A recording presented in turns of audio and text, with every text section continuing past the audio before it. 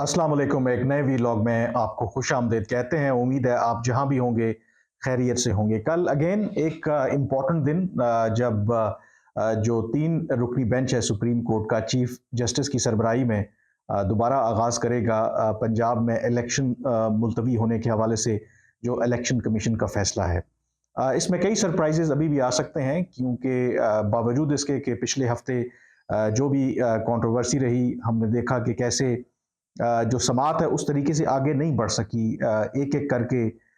जो पहले जस्टिस अमीनुद्दीन खान ने, बल्कि उससे पहले जो एक 3 रुकनी बेंच था जिसकी सरबराही जस्टिस काजी फायज ईसा सुन रहे थे, एक सेपरेट केस,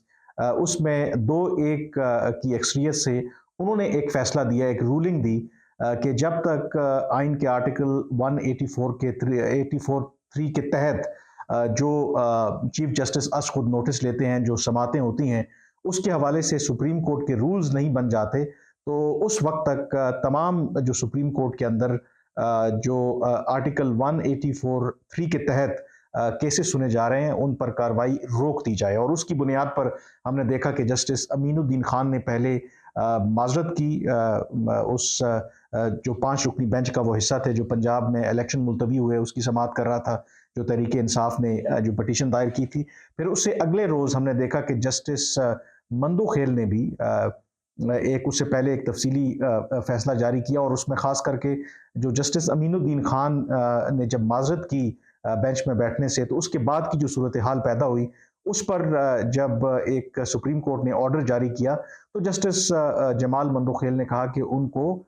उस हवाले से उनके साथ मशावरत भी नहीं की गई, और उस वजह से फिर उन्होंने भी कहा कि उनके लिए मुनासिब नहीं है कि वो इस बेंच में शिरकत करें। बावजूद इसके कि उसके बाद शायद ये समझा जा रहा था कि चीफ जस्टिस जो हैं वो बेंच की दोबारा तश्कील देंगे, और दोबारा उन्होंने तश्कील दिया भी, शायद कि कहीं फुल कोर्ट वो तश्कील करें, क्योंकि जो तहरीके इंसाफ के अलावा जो पीडीएम है और जो हुकूमत है, जो अटॉर्नी जनरल हैं, उनका तो यही मुतालबा है कि ये अब इतना अहम नौइयत का केस बन गया है, तो बेहतर है कि इस हवाले से फुल कोर्ट तश्कील दी जाए। लेकिन फुल कोर्ट के हवाले से भी जो मुतालबा था वो रद्द कर दिया गया, या दरख्वास्त थी अटॉर्नी जनरल की तरफ से या हुकूमत की तरफ से। अब जो सूरत हाल बनी है, ये ज़ाहिर है कि ये चीफ जस्टिस की तरफ से वाज़े एक पैगाम दिया गया, और उन्होंने ये भी कहा कि इलेक्शन तो होंगे, और उन्होंने सेक्रेटरी दिफा को भी इस हवाले से जो तलब किया हुआ है पीर के रोज़। तो सूरत हाल ऐसी है कि मामला यहाँ पर अभी रुका नहीं है, और लगता ये है कि कोई सरप्राइज़ आ सकता है। जो कुछ इंडिकेशंस और कुछ मालूमात आ रही हैं, जो बाकी जजेस हैं, जिस तरह जस्टिस काजी फायज ईसा हैं, और इससे पहले भी जिन जजेस ने जिनका एक जो उन्होंने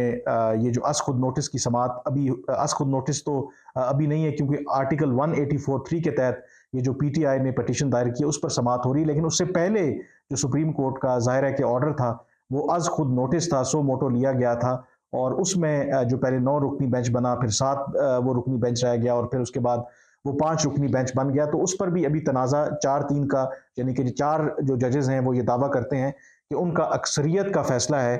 जिसकी वजह से ये जो अस खुद नोटिस की जो समात है वो मेंटेनेबल नहीं है। खैर, जो चीफ जस्टिस हैं, जो 5 रुकनी बेंच है, उनका एक अपना उसमें नुक्ता नज़र था कि नहीं जी, वो 3-2 का फैसला है। तो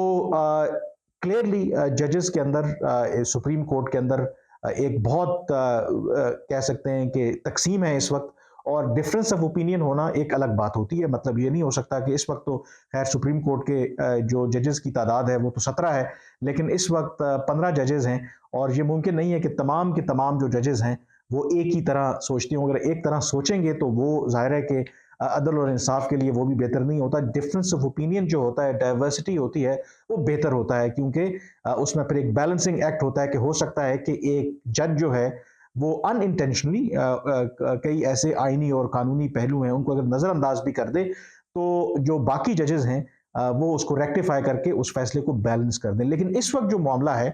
ये तकसीम सिर्फ डिफरेंस ऑफ ओपिनियन की नहीं है, ये बहुत गहरी तकसीम है, और इसकी जो इम्प्लीकेशंस हैं और जो इसका एक बैकग्राउंड है वो काफ़ी अरसे से चलता आ रहा है। तो अब जो सूरत हाल है कि जो दूसरा आप कह सकते हैं ग्रुप कह सकते हैं, ये जो दूसरा जो बाकी जो जजेस हैं जिनका एक अपना नुक्ता नज़र है, जो समझते हैं कि, और ख़ास करके जो काजी फायज ईसा की रूलिंग को ایک رجسٹرار یعنی کہ ایک سرکولر کے ذریعے اس کو نلیفائی قرار دیا گیا. اگین اس پہ بھی ایک ڈیبیٹ ہو رہی ہے کہ کیا سپریم کورٹ کے کسی فیصلے کو جو چیف جسٹس ہیں اپنے جو انتظامی اختیارات ہیں ان کو استعمال کرتے ہوئے اس طریقے سے مسترد کر سکتے ہیں. کیونکہ یہ بات آپ کو یاد رکھنی چاہیے کہ جو چیف جسٹس ہے وہ چیف جسٹس تو ہے, یعنی کہ وہ سینئر موسٹ ہے امنگ آل دا لاٹ, لیکن وہ کسی بھی صورت جو ہے اس کا جب فیصلے کی باری آتی ہے تو اس کا ایک ہی ووٹ ہوتا ہے. تو یعنی کہ وہ ایڈمنسٹریٹو طریقے سے فیصلوں کے اوپر اس طریقے سے اثر انداز نہیں ہو سکتا. تو معلومات اور یا انڈیکیشن یہ آ رہی ہیں کہ جو دوسری سائیڈ ہے ان کی طرف سے عین ممکن ہے کہ کل یا اسی اگلے کچھ عرصے تک کوئی سرپرائز یا کوئی بڑی ڈیولپمنٹ آ سکتی ہے. یہاں تک بھی بات ہو رہی ہے, جو میری کچھ جو کورٹ رپورٹرز جو کرتے ہیں ان سے بات ہوئی تو یہاں تک سوچا جا رہا ہے کہ شاید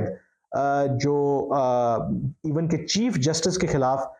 کنٹیمپٹ آف کورٹ کا نوٹس بھی کیا جا سکتا ہے, یا ان کے خلاف ڈائریکٹ کنٹیمپٹ آف توہین عدالت کا نوٹس نہ بھی ہو تو جو رجسٹرار ہیں ان کے خلاف جو ہے کنٹیمپٹ آف کورٹ کا نوٹس جو ہے وہ قاضی فائز عیسیٰ اور جو باقی ججز ان کے نقطہ نظر سے اتفاق کرتے ہیں وہ انیشیٹ کی جا سکتی ہے کارروائی. اور اگر رجسٹرار کے خلاف کارروائی ہوتی ہے تو ظاہر ہے کہ اس کا نشانہ جو ہے وہ چیف جسٹس ہی ہوں گے. دوسری طرف آپ کو پتہ ہے کہ جو حکومت ہے پی ڈی ایم ہے انہوں نے فیصلہ کیا ہے کہ وہ فل کورٹ کا انہوں نے مطالبہ کیا اور انہوں نے کہا کہ یہ جو تینوں ججز اس وقت یہ کیس سن رہے ہیں ان پر انہوں نے عدم اعتماد کا اظہار کیا ہے. تو کل کی جو پروسیڈنگز ہوں گی وہ اگین بڑی ایونٹفل ہونے والی ہیں, کچھ بھی ہو سکتا ہے اور اندازہ ہوگا کہ فردر کہ چیزیں کس طرف جا رہی ہیں. دوسری جو اس وقت ڈیبیٹ ہو رہی ہے اس پر میرے خیال میں بات کرنا ضروری ہے کہ جو موجودہ چیف جسٹس ہیں جو تحریک انصاف ہے وہ ان کا بھرپور سپورٹ کر رہی ہے, ان کے حق میں ہیش ٹیگس چل رہے ہیں اور وہ یہ کہہ رہے ہیں کہ یہ ان کی آئین کے ساتھ ڈٹ گئے ہیں, آئین کے ساتھ کھڑے ہوئے ہیں. تو کیا واقعی جو چیف جسٹس ہیں وہ آئین کے ساتھ کھڑے ہوئے ہیں یا پھر اس کی کوئی اور وجہ ہے؟ ایک بات تو طے ہے کہ آئی تھنک اگر آپ ڈاٹس کنیکٹ کریں اور اوور آل دیکھیں گے ایک لیننگ تو ہے جو موجودہ بینچ ہے ٹورڈز اے سرٹن پارٹی, ٹھیک ہے, اور یہ بات بھی اپنی جگہ پہ موجود ہے کہ الیکشن بالکل 90 روز کے اندر ہونے چاہیے, اس پر کسی کو کوئی اس پہ ڈاؤٹ نہیں ہے. لیکن سوال یہ ہے کہ باقی جو ججز ہیں کسی نے یہ تو نہیں کہا کہ 90 روز کے اندر الیکشن نہیں ہونے چاہیے یا انہوں نے ایسا کوئی رولنگ دی کہ آئین سے متصادم وہ آپ کو لگے. سوال صرف یہ تھا کہ کیونکہ اس وقت جو اتنا پاکستان ایک آئینی اور ایک سیاسی اور ایک معاشی بحران میں دھنس چکا ہے تو کیوں نہ ایک فل کورٹ بنا کے تمام جو معاملات ہیں ان کا جائزہ لیا جائے. جس طرح جب آغاز میں جب از خود نوٹس لیا گیا تھا, جب 9 رکنی بینچ بنا تھا تو اس میں آپ کو یاد ہوگا کہ جسٹس اطہر من اللہ نے بڑا ایک اہم سوال اٹھایا تھا کہ ہمیں یہ بھی دیکھنے کی ضرورت ہے کہ کیا جو پنجاب کے اندر اسمبلیوں کی تحلیل ہوئی ہے وہ آئینی ہے, کیا یعنی کہ وہ آئینی تقاضے اس کے پورے کیے گئے ہیں. اور اس وقت چیف جسٹس نے یہ کہا تھا کہ بالکل اس کو بھی ہم انکلوڈ کریں گے, لیکن بعد میں وہ چیز آئی گئی ہوگی. مطلب میں نے انڈیکیشن آپ کو یا بات میں نے اس لیے کی کہ فل کورٹ اب کیوں نہیں چیف جسٹس بنانا چاہتے, کیونکہ ان کو پتہ ہے کہ باقی ججز ایسا نہیں ہے کہ وہ آئین سے متصادم فیصلہ دیں گے. اگر فل کورٹ بنتی ہے تو وہ سوالات جو یہ 3 رکنی بینچ جو کر رہا ہے جو نہیں کر رہا وہ سوالات پھر سامنے آئیں گے. مثلاً اس بات کو اسیس کیا جائے گا کہ آپ اسمبلی اگر توڑتے ہیں تو کس صورت میں آپ توڑ سکتے ہیں, کیونکہ اگر یہ ایک پریسیڈنٹ سیٹ ہو جاتا ہے فار ایگزامپل کہ وفاق میں کسی اور جماعت کی حکومت آتی ہے, صوبوں میں کسی اور کی حکومت آ جاتی ہے اور پھر جو صوبوں میں جس کی حکومت ہے اگر وہ وفاق کی حکومت کو بلیک میل کرنے کے لیے ہر 6 مہینے کے بعد وہ اسمبلیاں توڑ دیتے ہیں اور ان کو مجبور کرتے ہیں کہ وہ الیکشن کروائیں, تو پھر آگے ملک کیسے چلے گا؟ پاکستان ایک لولی لنگڑی جمہوریت ہے اور اس لولی لنگڑی جمہوریت میں اگر اس طرح کے آپ کہہ سکتے ہیں کہ فردر ہرڈلز آئیں گی تو معاملات تو آگے نہیں بڑھ سکیں گے. تو جو لوگ سمجھتے ہیں کہ جو چیف جسٹس صاحب ہیں وہ آئین کے ساتھ ڈٹ کے کھڑے ہیں, تو اگر آئین کے ساتھ ڈٹ کے کھڑے ہیں تو پھر تو انہیں چاہیے تھا کہ اتنا اہم یہ آئینی مسئلہ ہے تو تمام ججز کو وہ دعوت دیتے, ایک فل کورٹ بیٹھتی اور اس کے سامنے یہ تمام معاملات آتی, اور وہ ایسا کیوں نہیں کر رہے؟ کیونکہ ان کو پتہ ہے کہ فل کورٹ جب بنے گی تو پھر بہت سے ایسے سوالات جیسے میں نے پہلے کہا کہ یہ جو موجودہ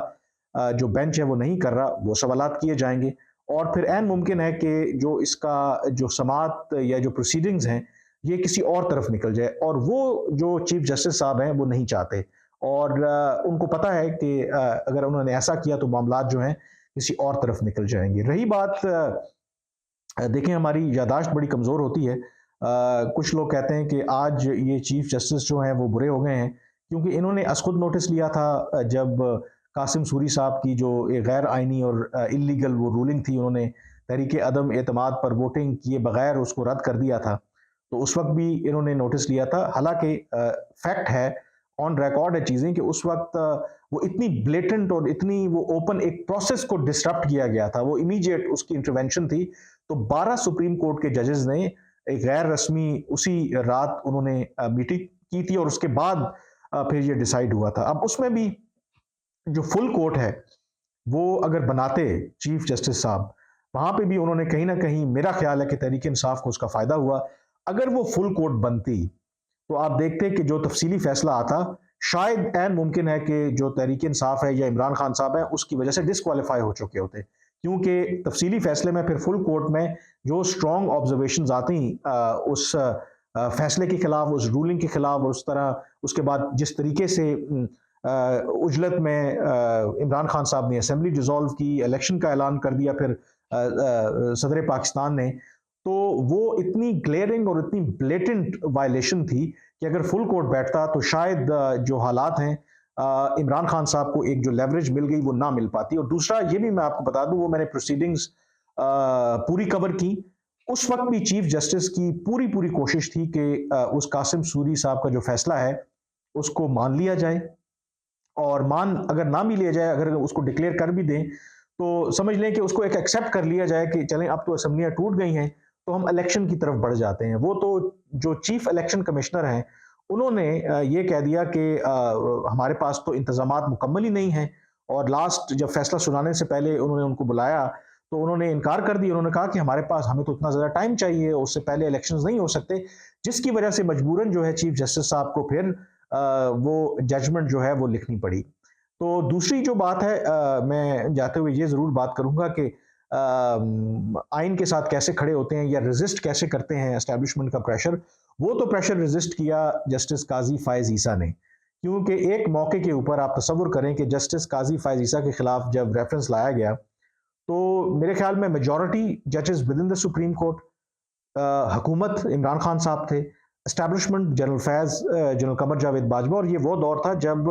کوئی پتہ بھی ان کی اجازت کے بغیر ہل نہیں سکتا تھا، اور اس وقت جب بھرپور طریقے سے یہ کوشش کی گئی، اور